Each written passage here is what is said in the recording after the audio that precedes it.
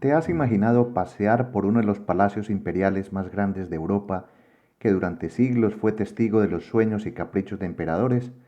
Pues en esta oportunidad te voy a mostrar cómo es el Palacio Schönbrunn de Viena. Sean todos bienvenidos.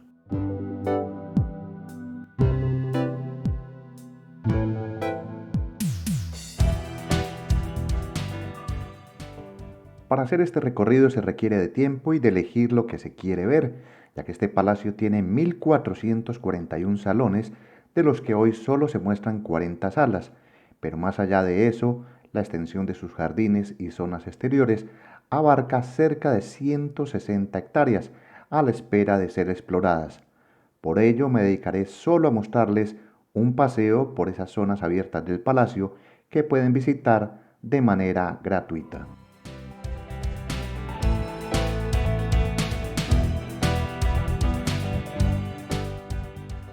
Y es que el palacio en toda su extensión tiene museos, el ingreso al mismo palacio, jardines y hasta un zoológico en su interior, que para visitar estos espacios requieren de pagar un respectivo ingreso, por lo que en esta oportunidad solo les voy a mostrar lo que pueden ver de forma gratuita en uno de los sitios más visitados de Viena.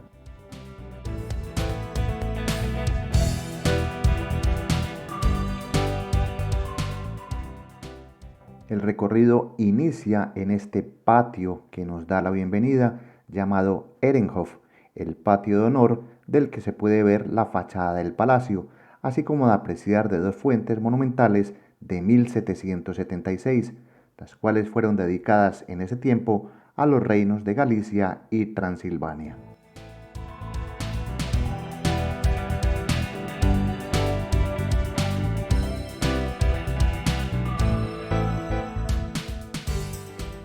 Una vez visto el patio recibidor, pasamos por el lado izquierdo para internarnos al Kammergarten, un jardín íntimo diseñado para la realeza,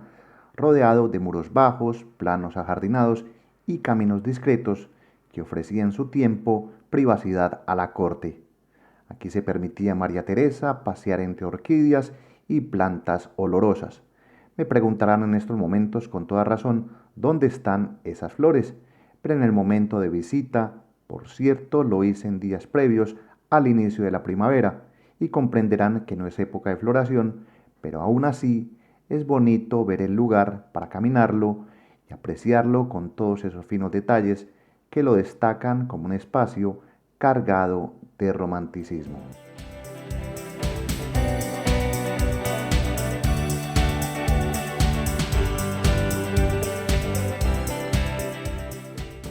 Este es solo el primer jardín del que vamos a descubrir lugares muy agradables en los que puedes pasar por horas, y en eso te recomiendo venir a visitar el Palacio Schönbrunn desde primeros momentos de la mañana, ya que en la tarde este palacio y alrededores los vas a encontrar llenos de personas y perderá algo de encanto el paseo.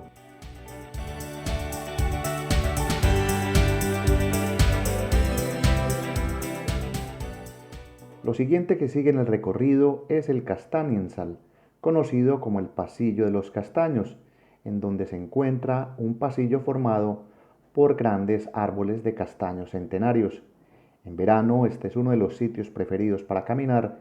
ya que la vegetación de los árboles filtra la luz, creando un juego de luces sobre el camino, lo que lo hace bastante fresco.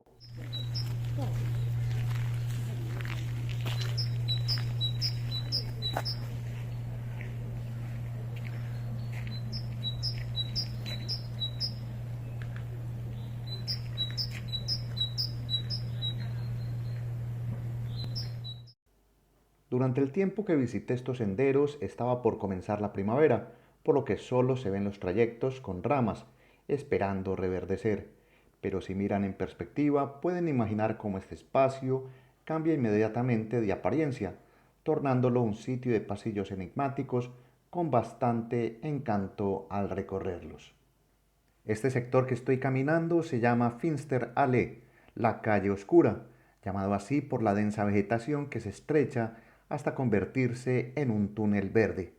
Y es que aquí se destaca la grava crujiente, los altos setos y variedad de árboles centenarios que provocan un ambiente misterioso ideal para caminar en silencio y estar en espacios de recogimiento. Esta zona recuerda perfectamente el Augarten, un jardín al estilo barroco que está en otro sector de Viena y que si aún no lo han visto, les recuerdo en este link de ruta por Parques de Viena. Por ahora seguimos, ya que aún hay mucho por mostrar en el Palacio Schönbrunn de Viena.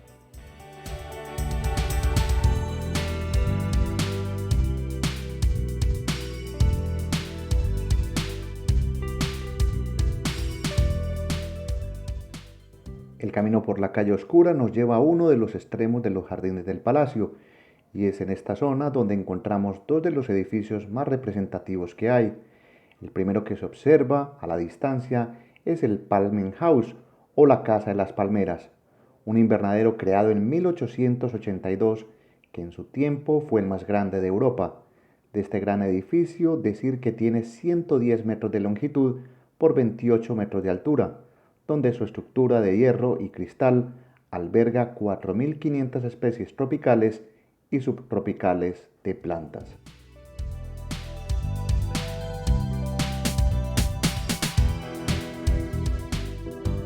Visitar este invernadero es una opción que por 9 euros puedes explorar en su interior y en el que se muestran plantas exóticas que por supuesto no se dan en Austria. Aquí puedes apreciar palmas reales, helechos y orquídeas entre miles de especies que se conservan en un microclima especial.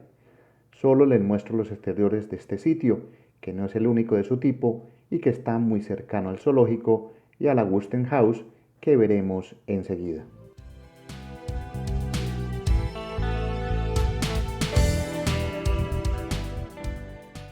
Ahora les muestro el Wustenhaus, que traduce la casa del desierto, un sitio que simula un espacio cálido en el que se encuentran especies desérticas que nos recuerdan auténticos paisajes típicos de América Central hasta Madagascar,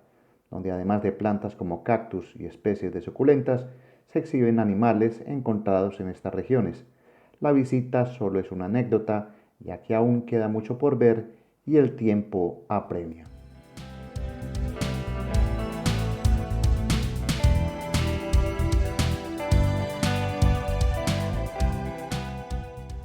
Hay mucho para ver en Schönbrunn y les recomiendo dedicar toda una mañana a este sitio mientras caminan y se van deleitando por los paisajes que van encontrando. Ahora en una ruta de retorno hacia el Palacio Central, pueden tomar una gran vía diagonal llamada Tiergarten Allee, un paseo que fue creado en 1752 con el fin de unir el palacio con estos sectores lejanos de invernaderos y el zoológico del lugar.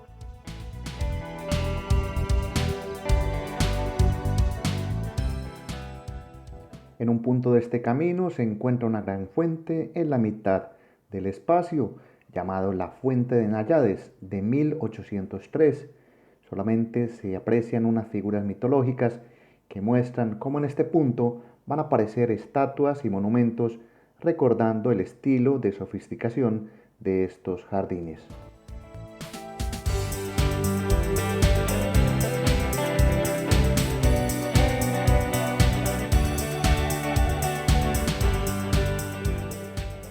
Al final de esta gran avenida diagonal llegamos a un parque escondido entre árboles conocido como el Fish Basin, donde una fuente con una serie de figuras infantiles llamadas querubines se les ve jugando con peces de mármol. En el pasado este pequeño estanque albergó a carpas vivas, pero hoy este es uno más de esos lugares donde puedes hacer una pausa para descansar.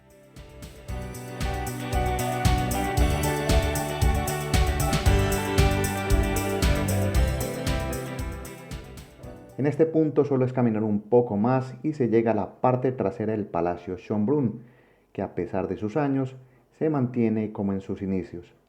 Y mientras vamos viendo un poco de este lugar y sus vistas, les comento que el origen de Schönbrunn data de 1569, cuando la esposa del emperador Fernando II, Leonor Gonzaga, mandó a construir en el recinto un palacio de los placeres, que ella misma bautizó como Schönbrunn, que traduce como manantial hermoso.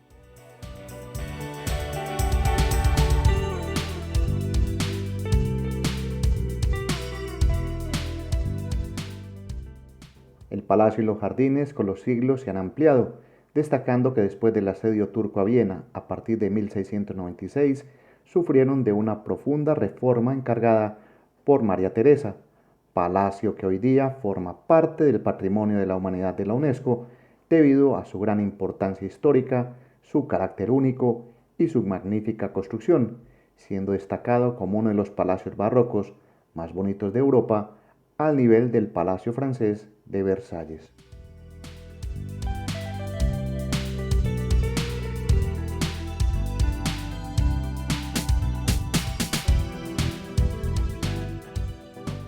Desde este punto del palacio pueden apreciar las magnitudes de este espacio, conocido por ser la residencia de verano de la emperatriz Sisi.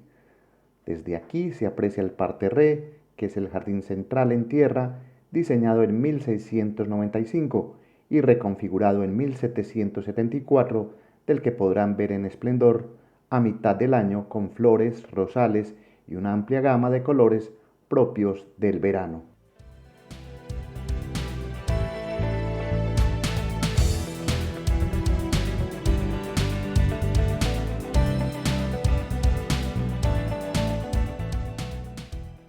Recalco que este lugar tiene tanto para ver que tuve la necesidad de venir por una segunda ocasión, y es por ello que verán ahora el ambiente completamente cambiado, en un típico día de invierno, en el que había muchas menos personas y se podía caminar con más calma, visualizando los alrededores de este jardín central llamado Parterre, donde sobresalen a los costados 32 estatuas de mármol, entre las que verán dioses mitológicos como Apolo, Venus y Hércules, entre otros.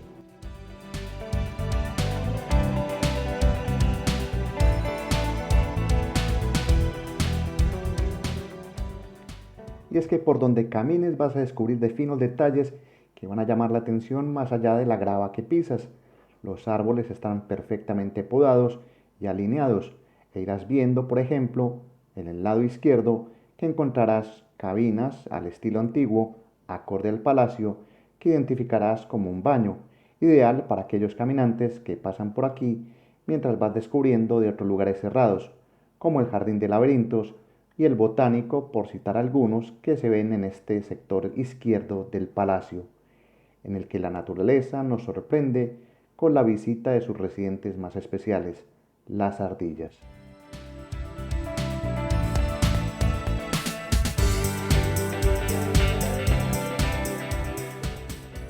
Dejando atrás estatuas y jardines laterales, nos encontramos ya con la Fuente de Neptuno, construida entre 1776 a 1780. Esta fuente forma parte de la zona central del jardín del Palacio Schönbrunn y está en la mitad de este palacio y la Glorieta, una vistosa edificación que nos espera luego en la parte superior.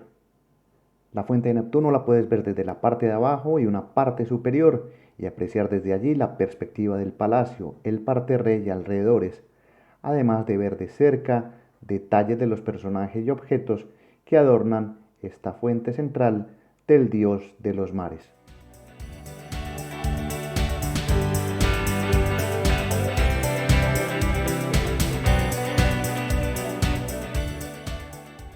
Desde la Fuente de Neptuno a la Glorieta, que es el edificio que está arriba, nos queda un pequeño trecho en ascenso, que pueden caminar en pocos minutos, con la motivación de ir teniendo al fondo una bonita visual en el que se aprecian pequeños bosques laterales por los cuales se puede hacer senderismo y comienzas a asimilar la verdadera extensión de este palacio.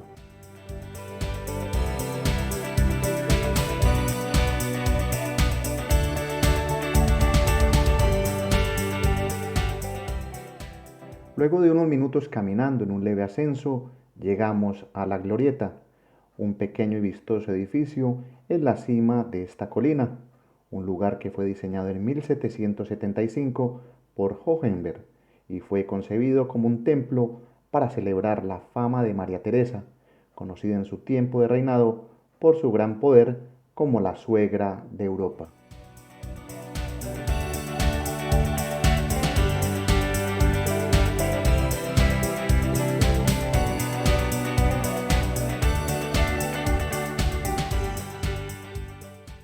Desde aquí van a tener las mejores vistas del palacio, con un mirador que les permitirá ver en perspectiva algunos de los edificios más vistosos de Viena a la distancia, como el Palacio de Hofburg y la Torre de la Catedral de San Esteban al fondo.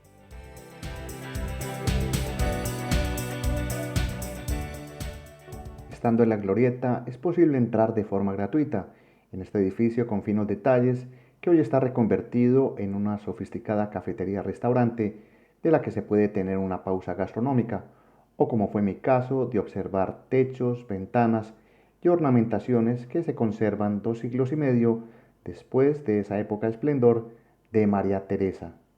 De los precios que hay aquí ni hablar, pero se los imaginarán al estar en un sitio que se mantiene impecable a la vista de todos.